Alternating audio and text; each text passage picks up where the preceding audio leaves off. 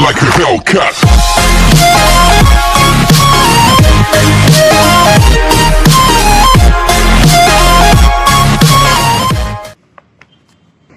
Good morning students, welcome to the rainbows online classes. आज का जो हमारा सेशन है वो है क्लास 4th का ईवीएस का chapter 13 shelter for animals. If we have a look around our surrounding we will notice that animal are present everywhere. We can see them on land in water in the sky on trees etc. Animals are found in all kinds of climate or condition. Snow covered polar regions, hot dry desert and a place with moderate climates. The natural homes of the animals are called their habitats. Forest, desert, rivers etc. are some of them. मतलब इसमें कहने का मतलब कि animals हम जहाँ भी देखते हैं हमारे चारों ओर क्या है, जानवर है। हर प्रकार के जानवर हमें यहाँ पे दिखाई देते हैं। जो स्नो, जहाँ पे बर्फ है वहाँ पे हमें पोलर रीजन्स में, हॉट ड्राई डेजर्ट एरिया होता है वहाँ पे हर क्लाइमेट में उसके अकॉर्डिंग हमें एनिमल्स दिखाई देते हैं जो उससे हैबिटेट होते हैं। ठीक है, अब ऐसे एनिमल्स जो नेचुरल होम जिनके होते हैं वो क्या कहलाते हैं, हैबिटेट्स। जैसे forest, desert, river etc. Are some of them. आगे ये देखिए आपको दिखाई दे रहा है यहाँ पे डेजर्ट में कौन रहता है, ऊंट। पानी में कौन रहता है, बत्तख। और यहाँ पे जंगल एरिया में कौन रहता है, लैंड पे शेर। इस तरह से अलग अलग क्लाइमेट और रीजन के अलग अलग एनिमल्स होते हैं। Every animal cannot live in the same habitat. The living condition very in different habitat. Animals develop some features which help them to survive in their habitats. This is called adaptation. Birds have wings to fly. Ducks have webbed feet for swimming. Giraffe have long neck to eat leaves of the tall plants. Thus are some example of the adaptation. अब adaptation का मतलब क्या होता है, जो हमें ऐसी habits जिससे हम सर्वाइव करते हैं वो कहलाती है adaptation. अब जैसे बर्ड है, पक्षियों में क्या होते हैं, पंख होते हैं उड़ने के लिए। डक है, उसमें फिट होते हैं, पंजे होते हैं, वेब्ड ऑफ पंजे मतलब फैले हुए किसके, स्विमिंग करने के लिए। और जिराफ की लंबी गर्दन होती है ताकि वो पेड़ों पे मतलब पत्तियां खा सके। देखो आपको पक्षी दिखाई दे रही है, डक और ये जिराफ। आगे आते हैं नेक्स्ट पेज पे। Like human animals also need shelter to protect themselves from adverse climatic condition in the predators. Let us learn about some animals habitats. अब देखिए यहाँ पे animals live on land. अब जो land पे रहते हैं वो किस टाइप के होते हैं। Animals that live on the land are called terrestrial animals. There are different type of shelters for different animals on land, like rock caves inside the ground and some lives in the open places. मतलब ऐसे animals जो कहते हैं rock, मतलब rock caves में रहते हैं, cave के अंदर रहते हैं, ठीक है, land पे रहते हैं, वो क्या कहलाते हैं, टेरेस्टेरियल एनिमल्स। ये आपको दिखाई दे रहा है लॉयन, काउ, ये ना फॉक, और ये एक और लॉयन, मतलब ये शेल्टर बना के रहते हैं गुफाओं में। Some animals like lion, tiger, bear and the bats live in caves. It is natural shelter. ये इनके नेचुरल शेल्टर्स हैं, मतलब प्राकृतिक बने हुए शेल्टर है। आगे इनसाइड द ग्राउंड। अब जो इनसाइड ग्राउंड, ठीक है, जो बिल बना के रहते हैं जमीन के अंदर। Some animals dig their homes inside the ground. Rabbit, snake, earthworm and ants live inside the ground. आप सभी को पता है रैबिट खरगोश बिल बना के रहता है जमीन के अंदर। स्नेक सांप, ठीक है, अर्थवर्म वो भी, और आंट्स ये सब रहते हैं अंदर, रहते हैं जमीन के open places. Some animals like elephant, deer and giraffes live under trees in the open areas. ये लोग कहाँ रहते हैं, ओपन एरियाज में रहते हैं। ओके, आगे animals live in polar regions. Polar region मतलब जहाँ पे ठंडे इलाकों में कौन रहता है, देखो animals that live in very cold places like polar regions have thick fur and layer of fat under their skin. उनकी स्किन कैसी होती है, बहुत मोटी होती है ताकि उनको ठंड ना लगे, ठीक है, और वो उनको गर्म करके रखे। Polar bear, seal and Arctic fox are some of the animals of polar region. Polar region में कौन होता है, पोलर बियर और आर्कटिक फॉक्स। आगे एनिमल्स लिव ऑन ट्रीज। अब ऐसे एनिमल्स जो पेड़ों पे रहते हैं, animals that live on the trees are called arboreal animals. Okay, जैसे monkey, squirrel and owls live on inside the hollows of the tree. बंदर हो गया, उल्लू हो गया, गिलहरी हो गई, ये कहाँ रहते हैं, ये भी पेड़ों पर रहते हैं। अब आते हैं नेक्स्ट पेज पे। Animals in air. Animals that transport themselves in the air by flying are called aerial animals. मतलब जो हवा में रहते हैं वो क्या कहलाते हैं, aerial animals. Birds and some flying insects belong to this category. बहुत से बर्ड्स मतलब पक्षी और कीड़े इस कैटेगरी से बिलोंग करते हैं। Animals live in desert. अब ऐसे एनिमल्स जो कहाँ रहते हैं, डेजर्ट एरिया में रहते हैं। तो desert are hot and dry place. Camels are adapted to living in such places. They have long legs, padded feet, 2 rows of eyelashes, hub to store fat and large space in stomach to store water। मतलब देखो, जहां पर दूर दूर तक धूप ही धूप है, खाने का बंदोबस्त नहीं, वहां पे कौन रहता है, कैमल। अब कैमल का शरीर किस तरह से बना, देखो उसकी बड़ी बड़ी टांगे हैं, पैडेड मतलब ऐसे मोटे पंजे हैं। अब 2 रो वाली उनकी आईलैशेस है मोटी मोटी। हब स्टोर फैट मतलब फैट का हब फैट स्टोर करके हब बना हुआ है, ठीक है। और एक बहुत लार्ज स्पेस है उसके पेट में पानी स्टोर करने के लिए। आगे animal in water.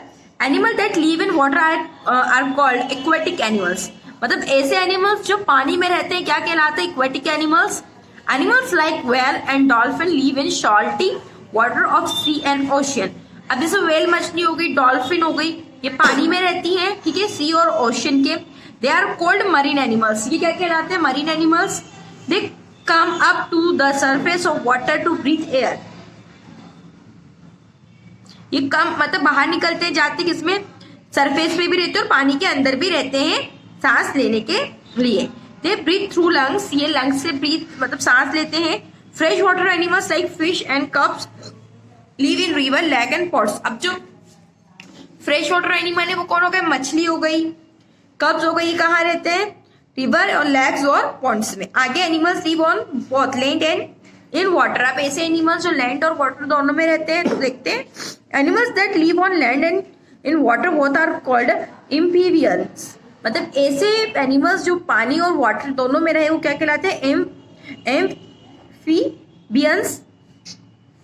Frog, toads and salamanders are some of the amphibians. Okay, यहाँ पे जो हमारा पूरा चैप्टर कंप्लीट होता है।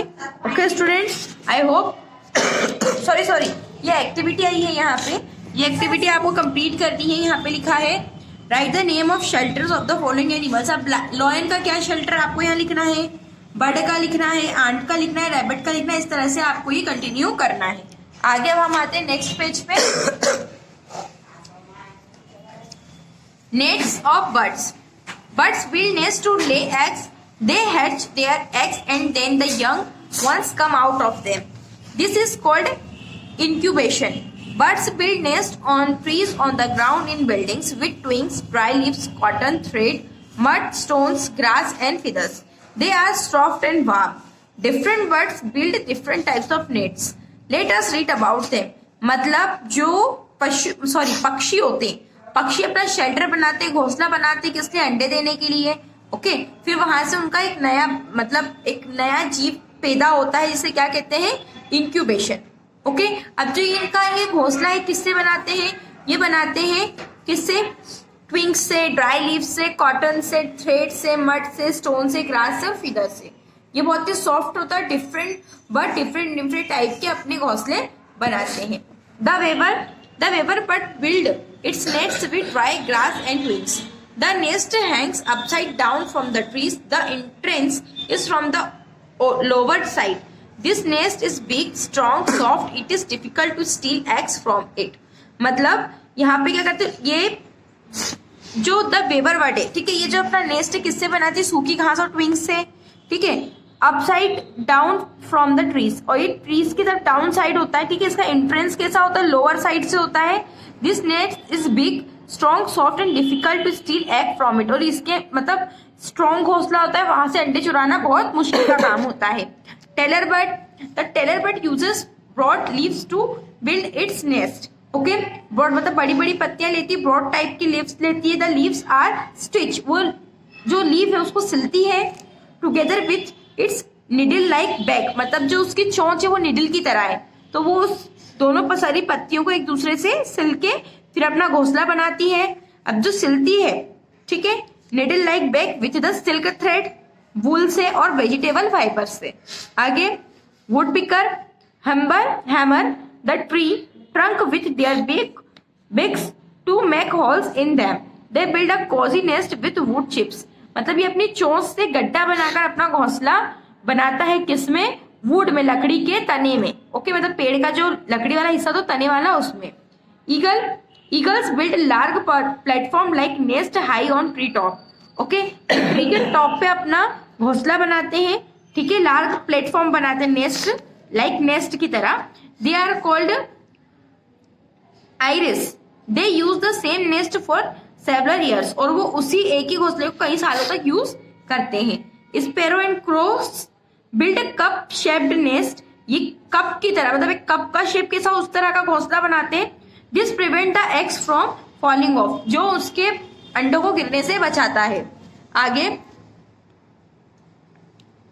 पार्टिजेस dig holes among tall grasses on the ground. The nests are lined with shells, feathers and stone. They are shallow nest. मतलब एक whole करके एक ग्राउंड में टॉल ग्रासेस पे बनाते हैं, ऑन द ग्राउंड में, ठीक है। The nest are lined with shells, shells feather से, स्टोन से बना होता है। Penguins live in colony. अब जो पेंगुइन्स है वो कॉलोनी में लिव करती है। They can be 1000 of them on the same piece of net. मतलब एक ही जगह पे कम से कम 1000 पेंगुइन्स रहती हैं। आगे नेक्स्ट पेज पर, koel is a very lazy bird. जो कोयल होती है वो क्या होती है? बहुत ही लेजी बर्ड होती है, ठीक है, आलसी। It does not build its own nest. ये खुद का घोंसला कभी नहीं बनाती, but lays egg in the crow's nest. But ये अंडे किसके घोंसले में देती है? कौवे के घोंसले में देती है। The eggs are taken care of by the crows. और जो इसके अंडे होते हैं उसकी देखभाल कौन करता है? कौवा करता है। ये देखो आपको कोयल दिखाई दे रही है यहाँ पे, ठीक है, कबूतर की तरह होती है बट थोड़ी छोटी होती है और इसकी आवाज सुरीली होती है। Man made shelters.